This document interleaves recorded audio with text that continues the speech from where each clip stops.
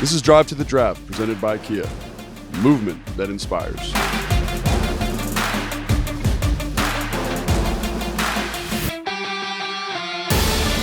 Logan Paulsen here with Chris Gores, master Vertimax trainer, host of Train with the Best podcast, and also a combine coach, right? So we figured we'd bring you in today to tell us how to run a 40. Tell me how to run a 40. It's been a while since I've done it. And you see these guys, they're always here with their feet. They're doing all these little geometric patterns. What are they doing there? What's the goal to set up? Why is it so important? Yeah, so this is all individualized. We're taking into account what foot you like to have forward, how far back you are on the line, all those things. But generally, everybody gets set up the same way. Yep. It's important to know that you can touch the line, you just can't go over the line. Okay. Right? So there's going to be two lines here, and what you're going to do, let's say that you like to have your left foot forward. Okay. So what I'm going to have you do is put your right foot all the way up onto the edge of that line. All the way up on the edge of the tape. Yep, that's it, exactly. Now you're going to put your left foot behind your right heel. Right here? And then from there, your left foot is planted. That's not going to move. Okay. Right? Now, from here, you're going to put your right toe behind your left heel and then take that out. That's planted. That's like shoulder width apart? About shoulder width apart. Yes, Feel exactly. very comfortable here. So now let's go ahead and drop, without moving your feet, drop down to your right knee. Okay. Okay, so your left foot is forward, which means I'm going to put your right hand right on the tape. Okay, and I can't go past the line, You right? can't go past the line. But with your left hand, we are going to go past the line about 6 inches right there. Yep. That's going to get us our forward lean. And that's really important because when we jump out of here, we want to go forward and not stand up. I like how you said jump there too, right? Yes, you want to jump forward, create as much horizontal force as possible. Okay, yep. So from here, Logan, you're going to lift your hips. Okay. That's it right there. Yep. Now, what's really important is you're going to take this left hand off, but you've got to hold for about 2 seconds, and you're going to be leaning forward, so it's difficult. Yes. And then jump out of there for me. So here? Yep. And then jump. Pow! That's Ooh, it. I'm ready to go, man. Woo! I'm ready to go. That looked like a 4-3 start right there. Jeez, baby. All right, so obviously start's super important. And then the next thing that coaches kind of get out of is that first acceleration phase, kind of the first 10, 12 yards. Yeah. Why is that so important? We're really looking at the first 20 yards. Okay. That's your acceleration phase. But that first 10, if we nail the first 10, if we nail a good start, chances are we're going to have a great 40-yard time.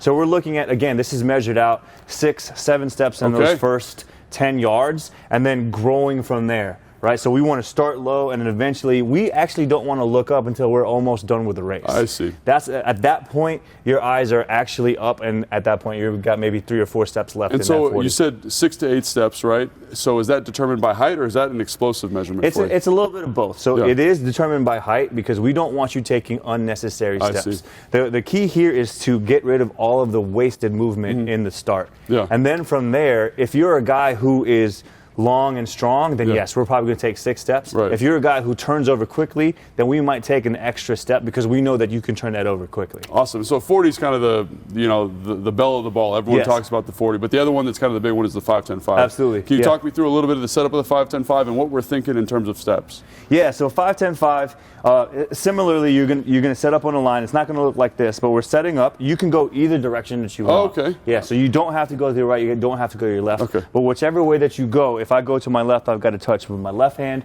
I've got to touch my right hand and sprint through. But what we're trying to get people to do and understand is it's not how fast you run it, it's how fast you can stop and change directions. I see. Okay. Right? So in that first 5 yards, it's actually really important for me to stay square. I don't want to turn here. You're going to take a crossover step, big step, shuffle out, touch, and then get into our sprint.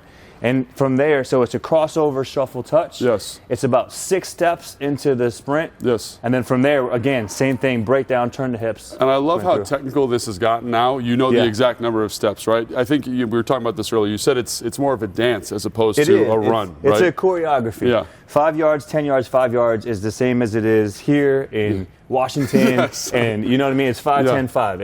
It's not different. So we know exactly how many steps that you're going to take. A lot like swimming. Yes. We know exactly how many strokes to the other side of the pool. Sure. So for here, we know crossover, side shuffle, swipe, 6 steps, turn and swipe, sprint through. Same thing, right? So I think that's fantastic. I think it's so interesting how detailed it's gotten, and really, you've got the answers to the test, right? These guys should be doing well. So when you're looking for a good 5-10-5, what's the one thing you're looking for? So we're looking for good hip mobility. Okay. Because we've got to be able to create power laterally without having to turn our hips all the way. Okay. Right? And then getting out of that cut, you again have to have great hip mobility to explode out of there and extend. So all you amateur scouts at home, on the 40, check the setup out and make sure that start is explosive, getting horizontal ground. And on the 5-10-5, make sure we got nice open hits and can generate horizontal power.